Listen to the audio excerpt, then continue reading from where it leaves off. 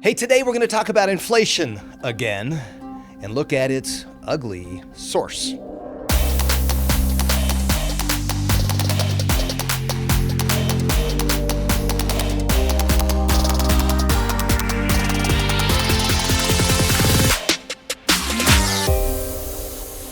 Hey, welcome back to the Farah Show Culture Shift.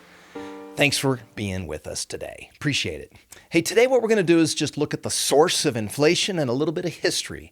You know, in the 19th century, the Ottoman Empire was deep in debt due to too much government spending.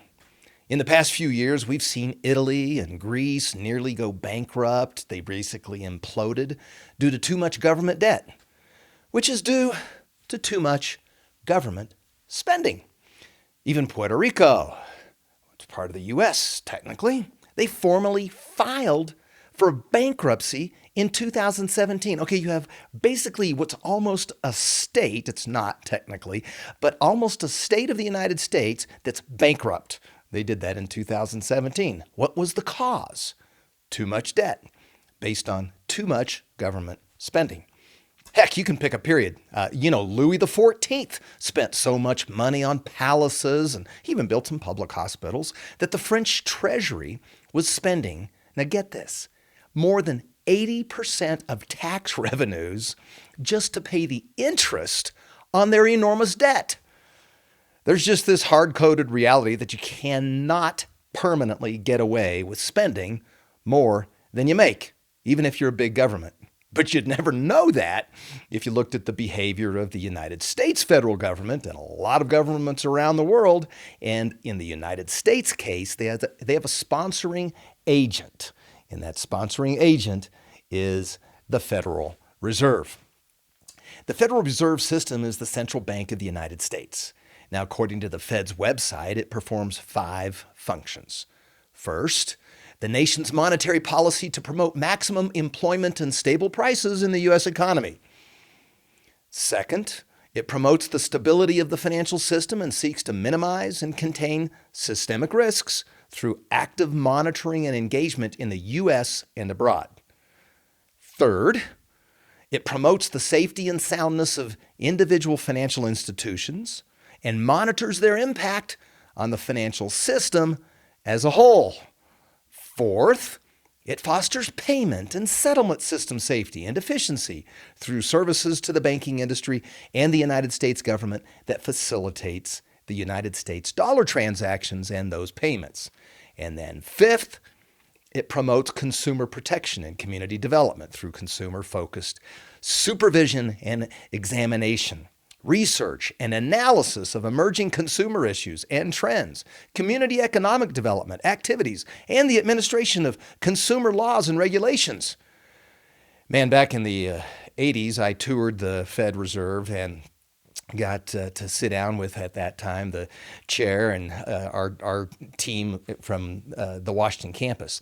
And at that time, it was still a pretty big job, but they have a huge job now. They have expanded what they do. I just read from the website there because I didn't want to misrepresent them, but that's what they believe they're supposed to do. It's huge. It's enormous.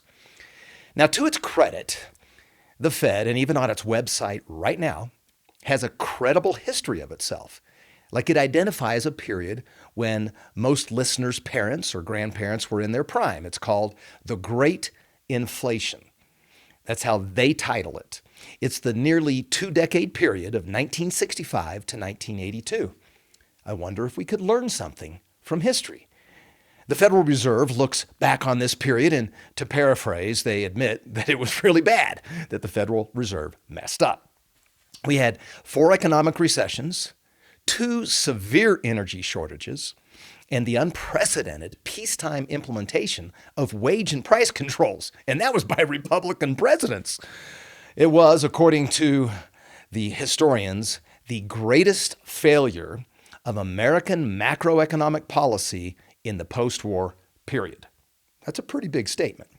The failure was so severe that it changed the rules that today guide the monetary policies of the Federal Reserve and other central banks around the world. But it seems like we're starting to ignore our own advice and run headlong back into this dangerous economic disaster. We'll address that next time. But this time, let's just take a brief look at that great inflation history. Now, up through the first half of the 1960s, the economy was strong and it was what they called real. And by real, I mean that every dollar was backed by something that you could touch, which was gold. And as a result, inflation was 1% in 1964. But LBJ became president after John F. Kennedy was assassinated, and he introduced huge government programs to achieve his goal of the Great Society. He described it as the war on poverty. They were a total failure on every level. That's empirically just true. But we're not going to talk about that today. Let's assume they were not failures. The problem with the programs is they cost more money to implement than the United States was taking in tax revenues. So when you're spending more than you're bringing in, what do? The U.S. would have to find a way to cover the shortfall between what they were spending and what they were bringing in. Now, the Fed was supposed to be independent. That was the real goal. And if it was totally independent, the notion is that it would be an anchor, and it would anchor the dollar and force the government to spend only what they reasonably can collect in tax revenues. They could use their power to not facilitate spending and not print more money. If the Federal Reserve had remained independent, it could have forced the federal government to remain limited, which was the idea of the American concept. It would not have been able to add all those agencies and programs that were way beyond the primary role of the federal government. They could cry all they want. They could try to talk about social programs in Europe, but without the money, Congress and the White House would have no choice. They would have to have been more restrained. They would have had to have a more humble view of themselves. If the Federal Reserve had done their job, the government would have remained limited to the essential things like the military that would have made this country continue to be great. But that isn't what happened. The Fed Reserve policy changed to one of coordination. This is where the Fed believed it was now its responsibility to fund whatever Congress concocted and the president signed into law. The result was horrible. I mean, we lost the war on poverty. Society wasn't that great. Inflation reached 14%. Unemployment rose, and you could pay, get this, as high as 18% interest for a mortgage. I mean, let's just compare that to like last year's rates for a person that's got $1,750 to spend a month on a normal down payment. He could get a $400,000 house. In 1980, you could only afford a $110,000 house, even after adjusting for today's dollars. So for your largest purchase, your buying power was about 1/4 in those late 70s, early 80s of what it is when inflation is under control. The Great Inflation kicked in after the Fed decided to fund the Great Society with excess government spending. And they did this with an excessive growth in the supply of money. Now, if the dollar was anchored, it wouldn't have been possible to go on such a spending spree. You know, the dollar used to be heavily anchored. In fact, in July 1944, in Bretton Woods, New Hampshire, we had this Bretton Woods conference. Dozens of nations got together to attempt to form what they called a global society, one that was linked to the United States dollar, and the U.S. dollar was linked to gold. It had some flaws. It's hard to keep fixed parity among nations. And as inflation went higher, people invested in gold. What about that? They didn't think about those speculators. So it made it really hard for then President Nixon to navigate. So in addition to his price and wage controls, he stopped the gold standard. And the post-war global monetary system was gone forever. So Bretton Woods failed. So with the last link to gold gone, most of the world's currencies, including the United States dollar, were now completely unanchored. That's like going hunting and not aiming while you're shooting. It's not a good idea. But the industrialized world would be on this irredeemable paper money standard. The late 1960s and the early 1970s were a turbulent time for the United States economy. What is it with Democrats? I mean, rather than encourage entrepreneurship at this time, while we were in this fragile place, President Johnson's Great Society legislation brought about major spending programs across a broad array of social initiatives that at the at the very same time, the United States fiscal situation was already being very strained heavily by that Vietnam War. And the United States at the time used a whole lot more oil than it produced. So it was vulnerable to the Arab oil embargo, where oil quadrupled from the 1960s to 1975. Think about that. Then there was this Iranian revolution, which brought about another oil crisis in 1979, and oil tripled again. Inflation got so bad that in the 1970s, economists and policymakers began to categorize the rise in aggregate prices in two different categories of inflation. They had two types of inflation instead of just saying inflation. The first is demand pull inflation, and this is directly connected to macroeconomic policy and monetary policy. It comes from the policies that generate more spending than what the economy can produce without pushing the economy beyond its ordinary capacity. And this pulls more expensive resources into play. That's bad. The second is called cost push inflation. And this is when costs are pushed higher as a result of supply disruptions. In the 1970s, this was food and energy markets. Now it's kind of everything. The cost push inflation in the 70s got passed through the supply chain into higher retail prices. So they had no anchor of gold, and they didn't have a target for the dollar, so the Federal Reserve made it worse. They paid for spending that was reckless, that increased the debt, and we didn't actually have the money to pay for those programs. That accelerated the expansion of the money supply, and that threw more money at the same amount of goods, which raised the overall prices without reducing unemployment. So their goal didn't get accomplished, which was to keep unemployment low and let inflation fluctuate. Bottom line, according to the Fed's own history of itself, they were overestimating their impact on unemployment and underestimating the inflationary effects of their policies. Their approach actually accelerated both. So we now have a mountain of explainable data to prove that what they did does not work. In fact, it creates an artificial cycle that trends in the opposite direction of their goal. Bad government and Fed policy created the demand pull type of inflation and exacerbated the cost push inflation. Those lessons learned have been completely ignored right now, and they're being repeated, but it's worse. Why is it worse? Well, we know. They didn't.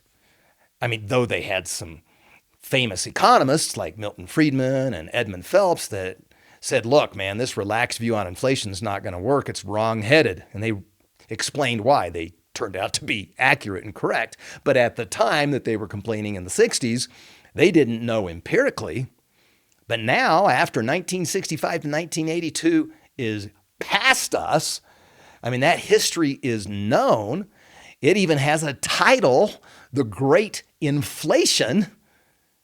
Why are we ignoring it right now? What is going on? Now let's just zoom in on Janet Yellen. She's the U.S. Secretary of the Treasury right now.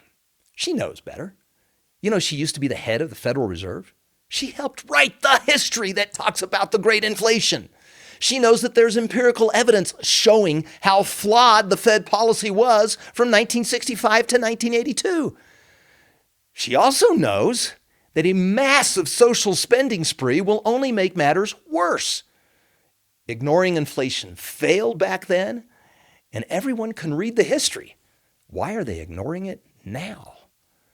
Next time, we're going to look at what happened next, which was this mechanism to create a simile of honest money, and it kind of sort of worked. It's pretty brilliant. And it had a built-in inflation tax, which isn't always so good. It didn't help us reduce spending, but with excess spending, it did help control inflation. We'll explain that a little bit next time. Yet, right now, there's a decay of this honest money, and it seems deliberate. If the Fed raised rates just 6%, real estate prices would plummet. If they went to 7%, the U.S. government could even default on its own debt.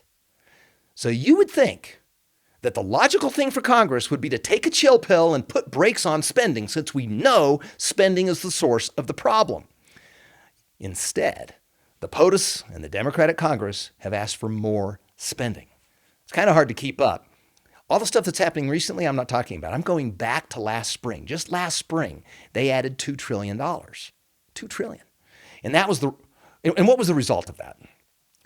40% of the people that received monies that were on unemployment benefits earned more than they did at their previous jobs.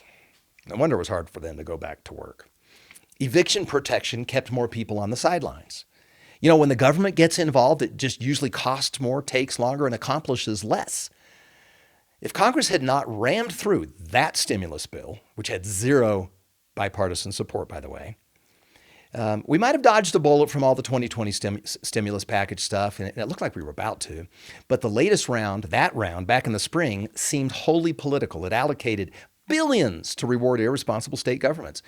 It didn't really do that much to target actual needs. In big picture terms, what the government should do is quit spending money that's way outside their jurisdiction, adopt a balanced budget requirement. Wouldn't that be fantastic? Quit manipulating the market, reduce the scope of the Fed to maybe 3 things, stabilize those prices, and have a more humble view of itself. But that's not happening anytime soon. So, what can you do? Really, you'll have to invest in making yourself a scarce resource and invest in scarce resources. That's pretty much your only hope to have a hedge against inflation. We'll give you a little more on that next time. Until then, to your success, and that depends on your grasp of your freedom. God bless you. Hi, I'm David Farah. Thank you for listening to my dad's podcast, The Barry Farah Show, Culture Shift. Click subscribe now to be sure you don't miss an episode. Share this podcast with your friends on social media and give The Barry Farah Show your 5-star rating. Check out today's show notes below this episode and at thebarryfarahshow.com. This podcast is also available in video format at The Barry Farah Show on YouTube. See you next time.